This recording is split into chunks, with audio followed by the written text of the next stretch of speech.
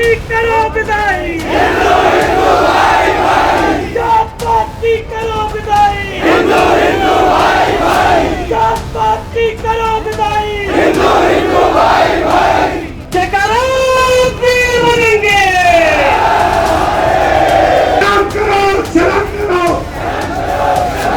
अगर मुल्ला जंतर मंतर आएगा तो हम जंतर मंतर आएंगे। खौफ तोड़ को और न कोई दूरी न कोई खाई।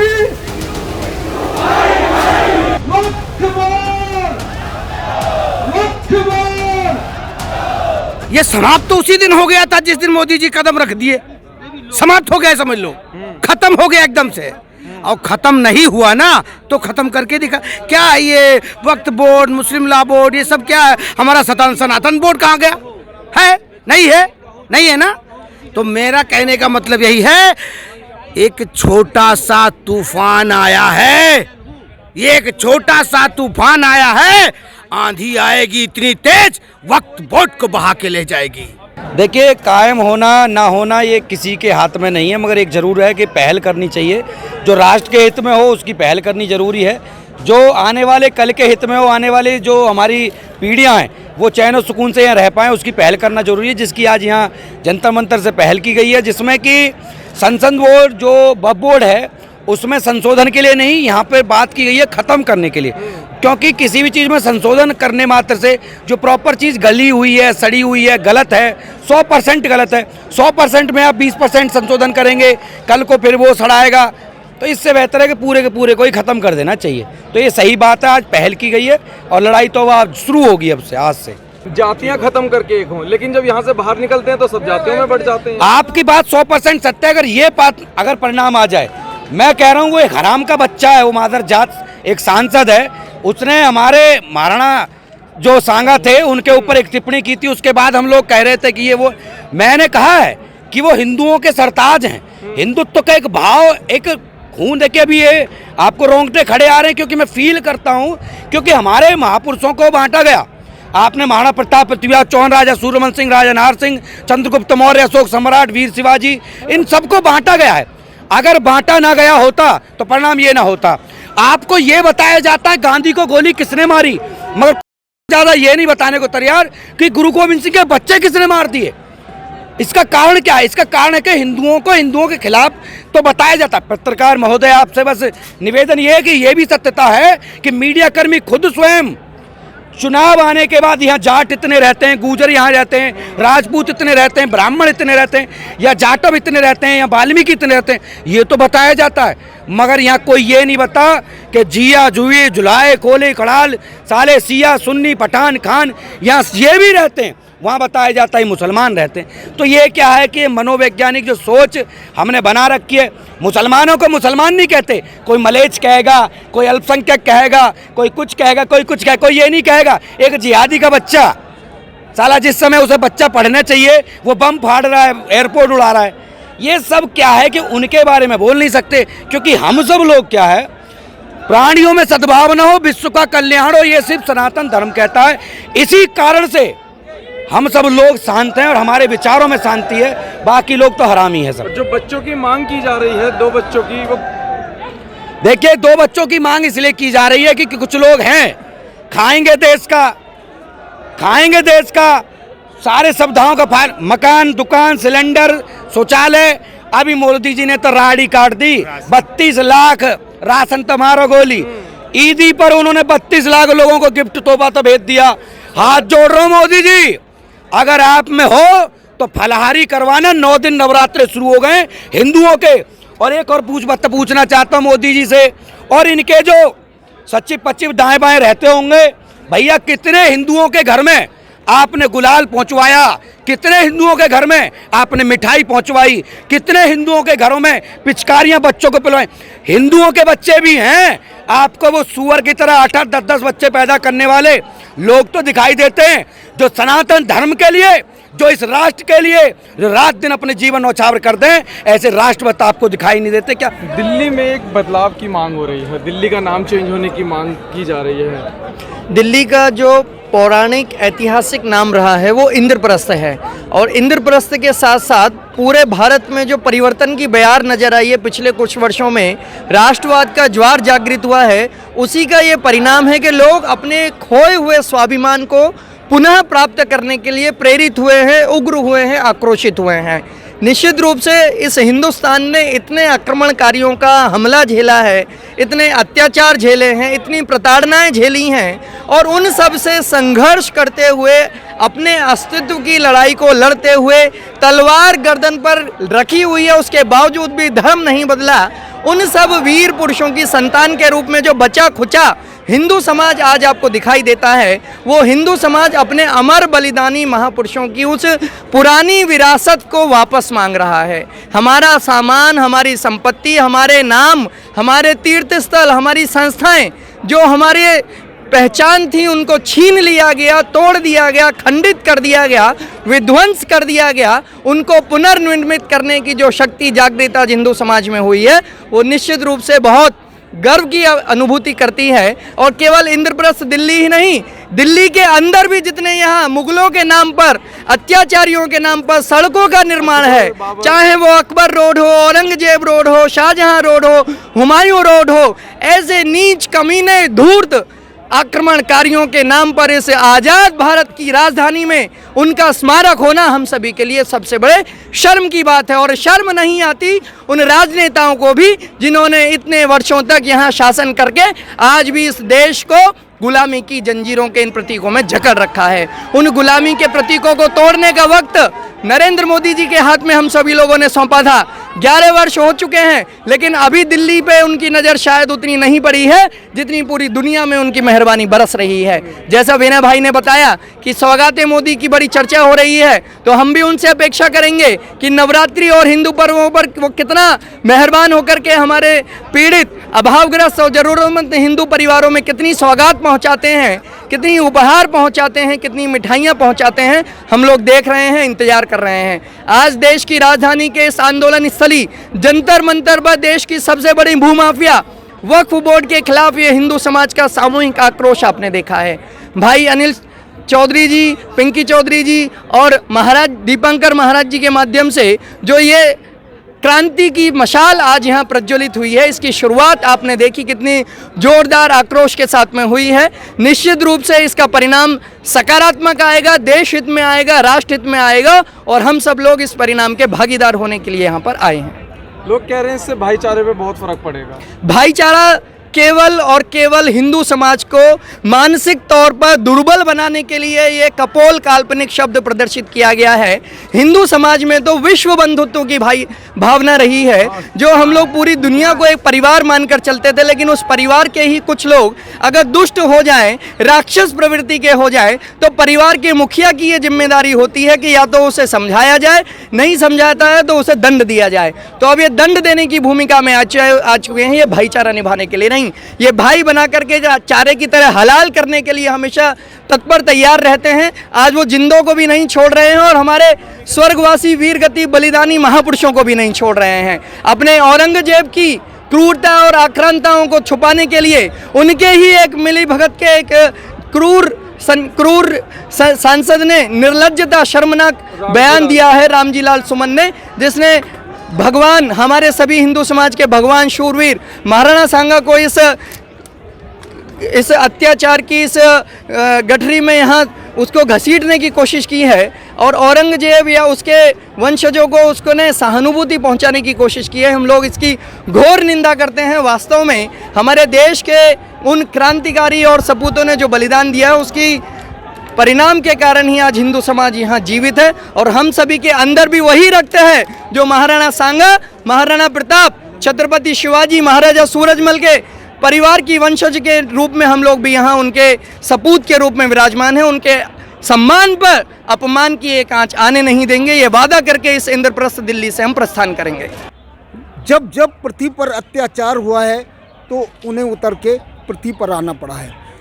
तो ऋषियों के यज्ञों की ज्वाला बदला लेने को भड़की है। हाँ, प्रतिघात आज होगा इंद्रासन वाले पापों का, सुरमंडल के, मुनिमंडल के, गौमंडल के संतापों का। अपनी प्रतिहिंसा की पीड़ा अब शीघ्र मिटाएगी पृथ्वी, असुरों के ताजे लहू से जी भर कर नहाएगी पृथ्वी। इसलिए समझ जाएं ये अख बख जो चलाते हैं, इसलिए समझ जाएं ये कि ये मोदी आगे बढ़ रहा है और उत्तर प्रदेश की धरती पर योगी जी के कालजीत धनुष पे शायद जगजीत चढ़ रहा है। जय हिंद, जय भारत।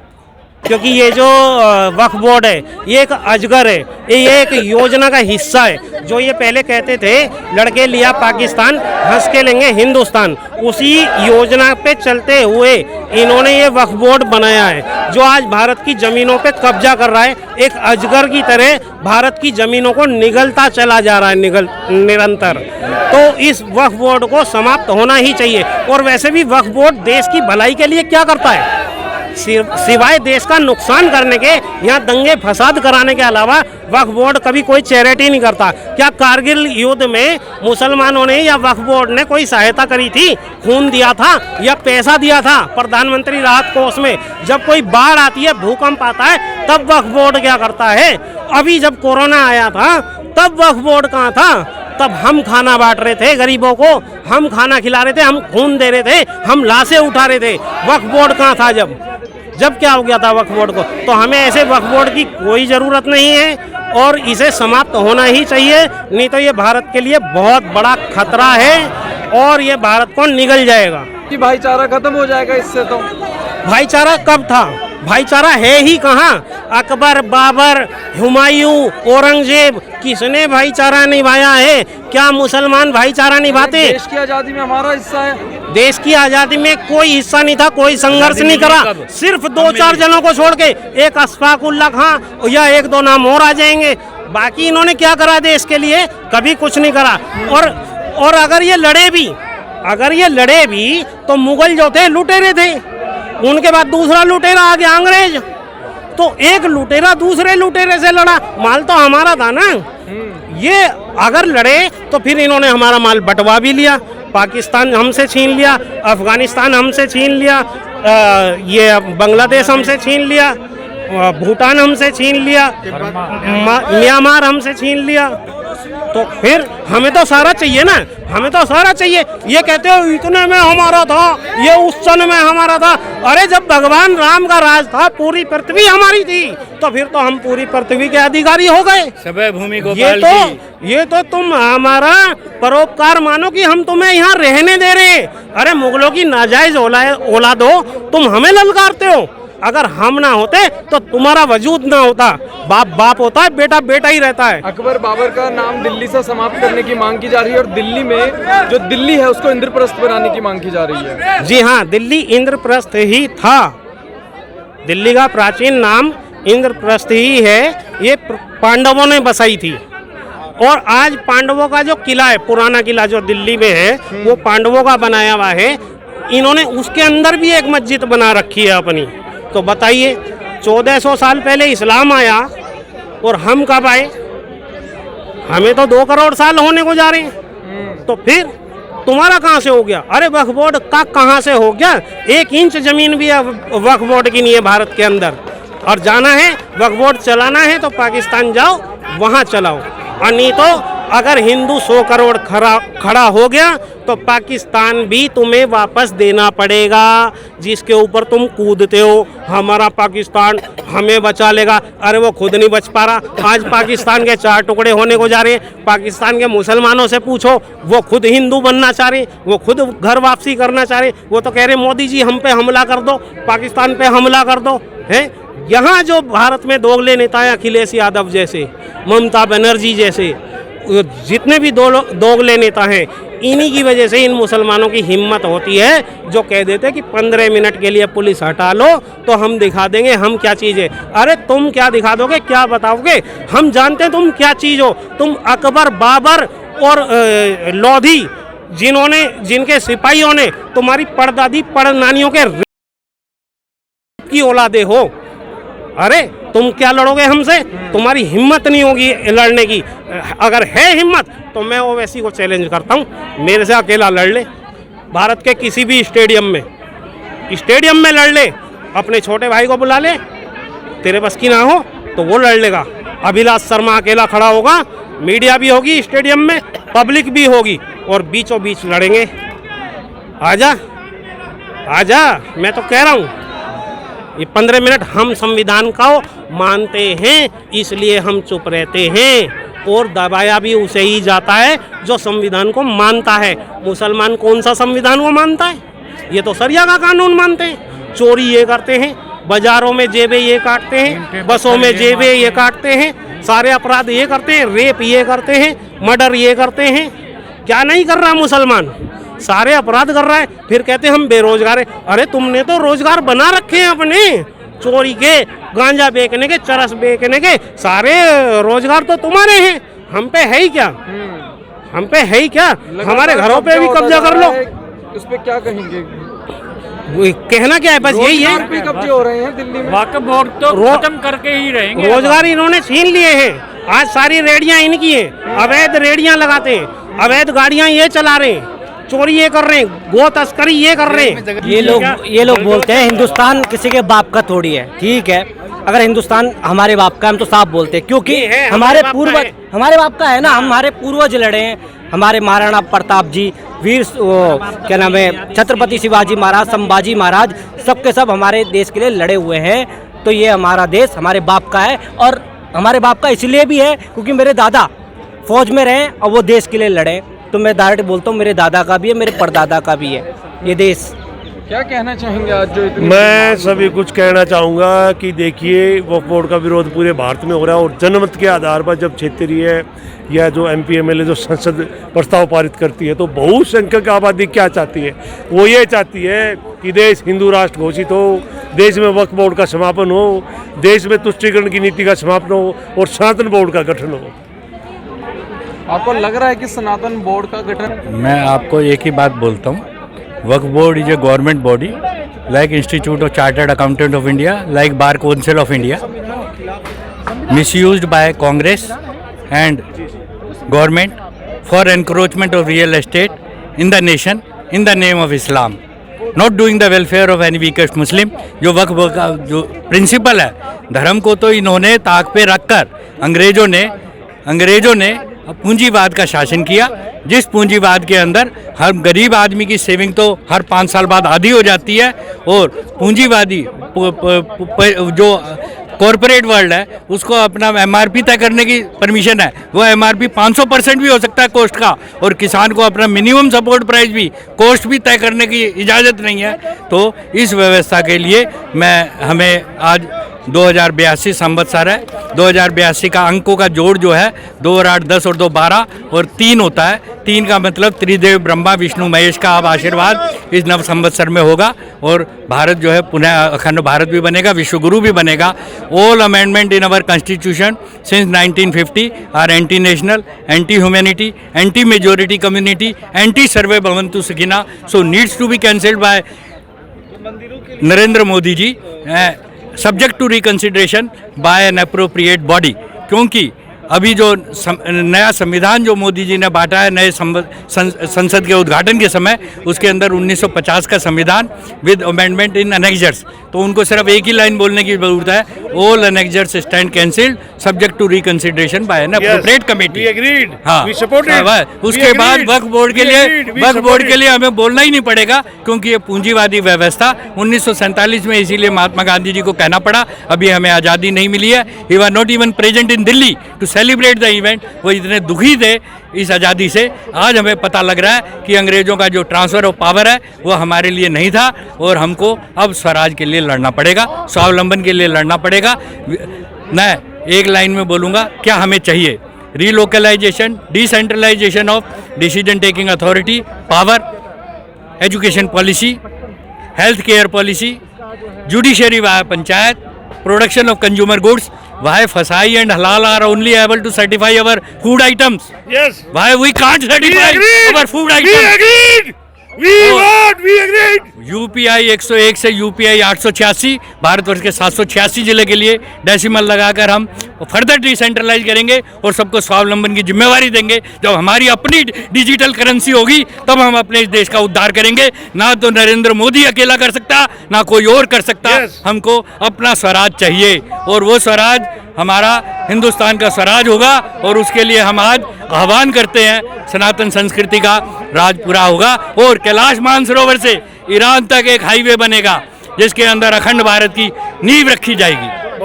वक्फ बोर्ड जो है बेतुकी हमारी संपत्तियों पर अवैध कब्जा किए हुए है। अगर हम उसका निस्तारण भारत सरकार करे तो क्या बुराई है। जब वो लोग आए थे उन्होंने हमारी सारी संपत्तियों पर अवैध कब्जे हुए किए तो हमारा क्या वो है। हिंदुओं के लिए शमशान घाट होता है, जब हिंदू समाप्त होता है तो 1.25 बीघे का शमशान घाट है हमारा, उनके 100 बीघे के कब्रिस्तान है, उनके 200 बीघे के हैं। हिंदू जब तक जिंदा रहता है तब तक ये अलग अलग रहता है, बटा रहता है। और हमारे मुख्यमंत्री जी साफ शब्दों में कहते हैं बटोगे तो कटोगे, और हिंदू हमेशा बटता ही रहा है। 1192 में बटे हम तो गुलाम हुए, अब भी हम बट रहे हैं। अभी चुनाव हुआ 2024 में, बहुत सारे हिंदुओं ने वोट डालते हुए अपने आप को मुसलमान बना लिया। 1 मिनट के लिए, 1 मिनट के लिए वोट डाल लिया और बाहर आके कह रहे हम हिंदू हैं, और वोट डालने से पहले भी हिंदू थे। जहां वोट डाल लेते तब वो, तो ये क्या है हमारा जो है। आप साफ शब्दों में आपके कहना ये है कि भाई जो गलत है वो गलत है। मांग हमारी हिंदू संगठन की जनसंख्या समाधान फाउंडेशन 13 साल से मांग कर रहा है कि 2 बच्चों का कानून बने, वो भी नहीं बन पा रहा, वो भी नहीं भारत सरकार बना रही, जरूरी है जो बहुत जरूरी है। हम क्या है, हम 2 हमारे 2, हम एक बच्चे पर अटक गए। वो क्या कहते हैं, हम 2 हमारे गिनते रहो, 15 साल में 17 नहीं कोई खतरा। और हमारा तो 15 साल में अगर एक बच्चा भी पैदा हो गया, हे परमात्मा तेरी बहुत बड़ी दया है। तो बहुत बड़ा दुर्भाग्य है हिंदू का। आने वाले कल में, आज अगर मेरे एक बेटा है, उसके कल बच्चों का क्या ताऊ होगा, क्या उसको ताई मिलेगी, क्या उनको चाचा चाची मिलेगी। और अगर हमारे पुत्र वधू जो है वो भी अकेली है तो उनके कहाँ आगे मामा मामी मौसा मौसी मिलेंगे, बताइए आप। ये सबसे बड़ा दुर्भाग्य है। हम ये कहते हैं हिंदुओं के लिए, हिंदू भी हम 2 हमारे 2 कम से कम 2 लड़के हों, 2 लड़कियां हों, कम से कम 2 बच्चे तो 2 तो हों। परंतु हमारे क्या कहें, अब एक बच्चे का ही खर्चा उठाना बहुत मुश्किल है, महंगाई हो गई है, बहुत ज़्यादा महंगाई बताते हैं। और उनके यहाँ उनके 17 बच्चे हो गए, उन्हें कोई खतरा नहीं। तो हमारा तो एक ही नारा है, एक ही नारा, जय श्री राम, जय जय श्री राम, एक ही नारा, एक ही काम, भारत माता की जय। बच्चों की जो मांग की जा रही है इस पर अमल होगा? बिल्कुल होना चाहिए। हमारे राष्ट्रीय अध्यक्ष जी लगातार संघर्षरत हैं। वक्फ बोर्ड की है ना? हाँ जी, आज वक्फ बोर्ड की है ये मांग। वक्फ बोर्ड की इस मांग पर हमारा जो है, हमारी केंद्र सरकार ने इस पर हर तरह से इस संशोधन करना चाहिए और इस वक्फ बोर्ड के उसको समाप्त करना चाहिए, रद्द करना चाहिए, रद्द करना चाहिए, रद्द करना चाहिए। देखिए, वक्फ बोर्ड की जो समाप्ति की मांग है वो बहुत जरूरी है। पहले ये सोचिए कि वक्फ बोर्ड से देश का भला क्या हो रहा है। वक्फ बोर्ड देश की तीसरी लैंड है, सबसे बड़ी सरकार और सेना और रेलवे के बाद तीसरी है। इससे क्या भला होता है? इससे ना तो कोई हॉस्पिटल चले, कोई अस्पताल चलता है, कोई चैरिटेबल ट्रस्ट, कोई ब्लाइंडों का अस्पताल, कोई चीज़ नहीं चलती है। तो फिर इससे होता क्या है? तो इस सरकार से मेरी यही रिक्वेस्ट है कि इसको सरकारी संपत्ति घोषित करके देश के विकास में लगाएं। और इनका नारा सुनिए, हम 7 हमारे 70 और सबके हाथ में ईंट पत्थर, और नीचे 7 नहीं संभलती, ऊपर चाहिए 72। हो पाएगा? हमें लग नहीं रहा आपका बाध्य कर दे। बिल्कुल ये बाध्यकारी नीति है कि सनातन बोर्ड का गठन करना पड़ेगा। दुर्गामी बातें नहीं चलेंगी, दोहरी नीति नहीं चलेंगी। जब उस बोर्ड का गठन किया गया था, उस बोर्ड को समाप्त करके इस बोर्ड को इस बार देखा गया है। आज बिल्कुल हिंदू जन जागरण अभियान में आज हिंदू नववर्ष है। इसी परिप्रेक्ष्य पूरे भारत में नववर्ष के उसमें पूरे भारत में वक्फ बोर्ड का विरोध हो रहा है। हिंदू अपनी आवाज़ को उठा रहा है और जंतर मंतर पे एक सांकेतिक लोग यहाँ पे आए हुए हैं, क्योंकि ज़्यादा लोगों के आने की परमिशन नहीं थी, वरना यहाँ पे पूरा जनमत का दबाव होता और उन्होंने अपने अपने क्षेत्रीय प्रतिनिधि यहाँ पे भेज दिए। पूरे देश में, पूरे भारत में ये आवाज़ उठ रही है कि हिंदूशाही कामयाब हो, हिंदूशाही कायम हो, हिंदूशाही को राज जिस तरह चलता है, जो हमारे वेद पुराण ग्रंथ पुरानी जो सिस्टम, जो हमारा पुराना एक सनातन बोर्ड का हिसाब था। देखिए हमारे नदी नाले, उनके भी नाम सनातनी हैं। तो ये देश हमारा है, विदेशियों के लिए यहाँ कोई जगह नहीं है। इस देश में हमारा ही शासन, हमारी ही आबादी, हमारे वंश रहेंगे। विदेशी धर्मों को बहुत इजाज़त होली, अब इजाज़त नहीं है। 1947 में जो बंटवारा हुआ वो धर्म के आधार पे हुआ, क्योंकि एक आबादी उधर गई, एक आबादी यहाँ पे रही। उन्होंने सब संसाधन छीन लिए, अपने हिसाब से बोर्ड तय कर लिए। आज पाकिस्तान में क्यों हिंदू बोर्ड नहीं है, क्यों सनातन बोर्ड नहीं है, हिंदुस्तान में क्यों वक्फ बोर्ड है, क्यों पर्सनल मुस्लिम बोर्ड को इन्होंने प्रमोट किया, इजाद किया। इस तरह की जो व्यवस्था दूरगामी दो नीति, तुष्टीकरण की नीतियों को इन्होंने लागू किया। अब ये बंद हो जाने चाहिए और देश का नौजवान और हिंदू और सनाती अब जाग रहा है, अपने पुराने परिवेश में वापस आ रहा है। इसी परिवेश में हम लोग बिल्कुल ये मांग करते हैं कि तत्काल प्रभाव से वक्फ बोर्ड को समाप्त किया जाना चाहिए और देश को आने वाले यूसी जिला के विकास के रास्ते पे चलाने का प्रयास किया जाना चाहिए। अच्छा, एक हिस्सा तो तुम्हें दे दिए थे, काहे नहीं गए पाकिस्तान? यहाँ क्या छील रहे थे? यहाँ क्या छील रहे थे आप बताओ? मेरी बात सुनो, ये वो समय नहीं है। आज मेरे देश में उन्हीं के घर में, उन्हीं के देश, उन्हीं के जगह पे, उन्हीं के घर में, उन्हीं के देश में एक ही बब्बर शेर मेरा खड़ा हुआ है। उसके सामने बोल के दिखा दे, मैं मान जाऊंगा। मेरे टी राजा के सामने बोल के दिखा दे, मान जाऊंगा। पैंट में से पेशाब निकल आ जाती है और ठग दी जाती है। जब टी राजा की जब रैलिंग चलती है ना, तो मस्जिदें ढक दी जाती हैं। हालांकि वो किसी का विरोध नहीं करते हैं, सिर्फ विरोध उनका करते हैं जो इन जैसे कट्टरवादी लोग बैठे उनका विरोध करते हैं। ठीक है ना?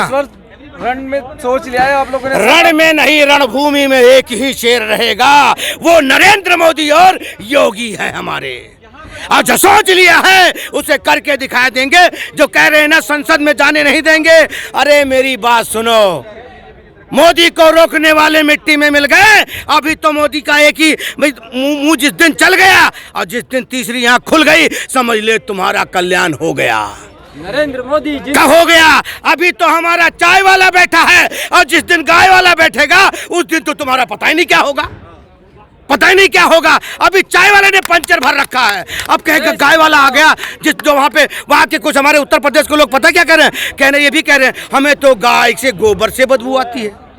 जी, इस पे एक्शन लेकर रहेंगे। अब या तो कोई राजी तो मान जाना, गैर राजी तो अपनी फुल तैयारी है। भाई साहब, दीपक विदोड़ी, राष्ट्रीय सह संयोजक जनसंख्या समाधान फाउंडेशन, वक्फ बोर्ड को बिल्कुल समाप्त करा कर रहेंगे।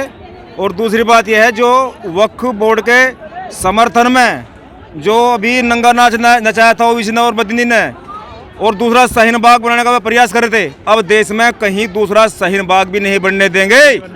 और इस भू माफिया वक्फ बोर्ड को समाप्त बिल्कुल रद्द करा कर रहेंगे। तब तक बैठेंगे नहीं। अभी देखो जरा आप, अभी हमारे धरने प्रदर्शन शुरू होंगे और आज महापंचायत में जो हमारे 7 निर्णय लिए गए हैं उन निर्णयों में पूरा काम होगा। महापंचायत ने आज फैसला कर लिया है कि जब तक ये वक्फ बोर्ड समाप्त नहीं होगा, बल्कि भूमाफिया वक्फ बोर्ड, जब तक ये भूमाफिया वक्फ बोर्ड रद्द नहीं होगा ना, तब तक जो है हम चैन से बिल्कुल नहीं बैठेंगे। वक्फ बोर्ड तो खत्म करने की मांग की जा रही है, तो सही तो है, मांग तो करेंगे, क्योंकि ये हमारे हिंदू समाज के लिए कोई भी मतलब सबसे खराब है। क्योंकि हिंदू समाज हमारा इस बात को नहीं समझ पाया। जब ये वोट लागू किया गया था उसी समय हिंदू को एक होकर इसके खिलाफ बोलना चाहिए था। आज हमें लड़ना पड़ रहा है इसके लिए। और ये जब जमीन हमारे देश की बहुत ज़्यादा कब्जा हो चुकी है, बहुत ज़्यादा, ये जो माफिया है, ये इसको माफिया बोल सकते हैं, जिसने जब देश आज़ाद हुआ, जब देश आज़ाद होने के बाद में हिंदू मुसलमान के नाम पर हुआ, फिर भी ये जो भूमाफिया वक्फ बोर्ड है ये किसी भी देश में नहीं है, सिर्फ भारत में ही है। ऐसा क्यों है? ऐसा इसलिए है कि हमारे जो राजनेता है, ये गांधी परिवार जिसने 1954 में लागू किया था, इसको मतलब संशोधन करके बनाया था। और आज जब भारत सरकार मतलब बीजेपी की आई सरकार, तो उसने 30% संशोधन की बात की, 30% संशोधन की बात की, तो सारे मुसलमान एक खिलाफ खड़े हो गए और बोलने लगे नहीं भाई ये सब नहीं हो सकता। तो हमारे हिंदू भाइयों से कहना है कि आज अगर नहीं जागे तो हो सकता आने वाला समय आपको बर्बाद कर देगा। और मैं एक बात कहना चाहता हूँ अपने समाज से, हिंदू भाइयों से, हम लोग जात पात में बढ़ते रहे, इसीलिए आज हम लोग कमज़ोर हैं। आज भी भाई एक हो जाओ अगर देश को आगे बढ़ाना है, क्योंकि भाई देश में हक सबसे पहला हिंदुओं का है, हमारे सनातन भाइयों का है। इस बात को मैं आपको समझना पड़ेगा और आने वाला समय अपनी पीढ़ियों को सोचो कि उनका क्या होगा। और आज अगर हम नहीं लड़ पा रहे उनसे, क्योंकि आज वो 30 करोड़ है, हम 100 करोड़ हैं, 100 करोड़ लोग अगर होकर नहीं लड़ पा रहे तो आने वाले समय में जब वो हमारे बराबर हो जाएंगे तो हमारी आपकी क्षमता नहीं कि लड़ पाओ। इसलिए हमारी सरकारें हैं, सरकार के साथ खड़े हो जाओ और सरकार के साथ जो मांग चल रही है इसका विरोध करो वक्फ बोर्ड का, और सब भाई एक होकर सब लोग इस बात पर ध्यान दें कि ये देश के लिए और ना हमारे समाज के लिए कोई भी मतलब ये बहुत घातक है और इसने बहुत ज़्यादा ज़मीन हमारे देश में कब्जा कर रखी है। इस ज़मीन को छुड़वाएं और किसी करके ऐसे वक्फ बोर्ड का विरोध करते रहना चाहिए हम लोगों को। देखो 1947 में भारत और पाकिस्तान धर्म के आधार पर आज़ाद हुए थे। पाकिस्तान की जो प्रॉपर्टी है वहाँ से जो हिंदू आए थे वो तो पाकिस्तान के लोगों ने ले ली। अब यहाँ से जो मुसलमान गए हैं पाकिस्तान, उनकी जो ज़मीनें हैं वो इन्होंने वक्फ के नाम पर हड़प ली हैं। भारत में तीसरे नंबर पर आज वक्फ के पास ज़मीन है। ये कहीं पर भी बोर्ड लगा के ना बस ये बोल देते हैं ये ज़मीन वक्फ के नाम है। हमारी सीधी मांग है, हटा दो यार। जब सनातन बोर्ड नहीं है तो वक्फ बोर्ड क्यों है, मुस्लिम पर्सनल लॉ बोर्ड क्यों है, हटाओ सबको। जब देश आज़ाद हुआ था तो बाबा साहब का था ना संविधान, उसी से देश चलना था। हिंदू फॉलो करता, मुसलमान क्यों नहीं फॉलो करेगा भाई? क्या अलग से क्यों देना चाहिए? वक्फ बोर्ड का एक फ़ायदा है समाज के लिए, कुछ भू माफिया है वो रेलवे एयरफोर्स के बाद उसके पास सबसे ज़्यादा ज़मीन है, समझ रहे हो? क्या करा उसने आज तक? एक स्कूल बनाया कभी क्या? कोई हॉस्पिटल बनाया क्या? ज्ञान पेलते रहते हैं लोग। कुछ दान करा इन्होंने? कुछ ऐसा कुछ करा कि गरीबों के लिए कुछ कर दिया उन्होंने? सिर्फ पैसे जब्त करते हैं, हवाला के पैसे लगते हैं, उनमें फंडिंग होती है आतंकवादी गतिविधियों में, वो करते हैं ये लोग। ये तो दिन एक दिन आना था। और वक्फ बोर्ड क्या है? ये एक भू माफिया लोग हैं जो वक्फ बोर्ड के नाम पर ये चलाए जा रहे हैं और देश की धरती को हत्याए जा रहे हैं। और इसका किसी हमारी गवर्नमेंट को कोई बेनिफिट नहीं, कुछ नहीं है। हमारे मंदिरों से, इतने बड़े बड़े मंदिर हैं, माता शेरावाली का मंदिर, इधर उधर सारे मंदिरों से गवर्नमेंट को पैसा भी जाता है जो हमारे सैनिकों के काम में आता है। और देश की सड़कें वगैरह बनाने के काम में आता है। और ये कहना चाहूँगा कि ये ऋषि मुनियों की पावन धरा कहलाने वाला देश है। ये किसी वक्फ के मालिक की, किसी की ये बाप की संपत्ति नहीं है। ये देश की धरती, ये धरती ऋषि मुनियों की पावन धरा है, जहाँ ऋषि मुनि तप जप और यज्ञ किया करते थे, लेकिन वो पर्वतों में करा करते थे।